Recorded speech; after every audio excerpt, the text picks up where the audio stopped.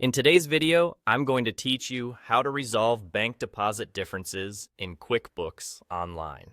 When the amount that cleared your bank doesn't match what you expected from your deposit, QuickBooks gives you a simple way to investigate and fix the difference.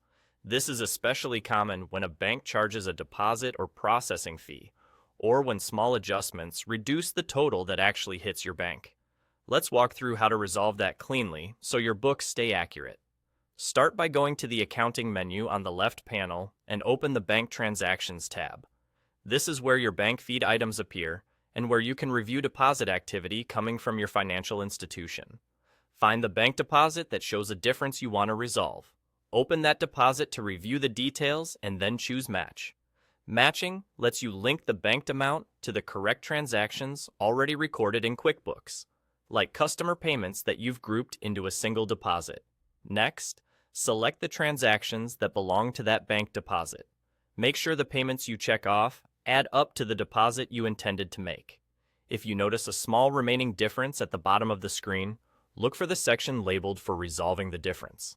This is the key area where you explain why the bank amount is slightly higher or lower than your recorded deposit. In that Resolve Difference section, add a line for the item that caused the variance. For example, if the bank took a deposit fee, add the category that best fits that fee and enter the exact fee amount. Using the correct category keeps your expense reporting accurate and helps you spot these costs later.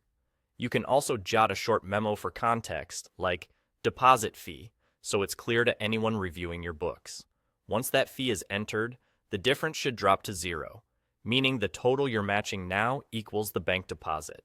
That alignment is what you're aiming for, because it ensures your bank feed and your QuickBooks records agree without changing the actual bank amount.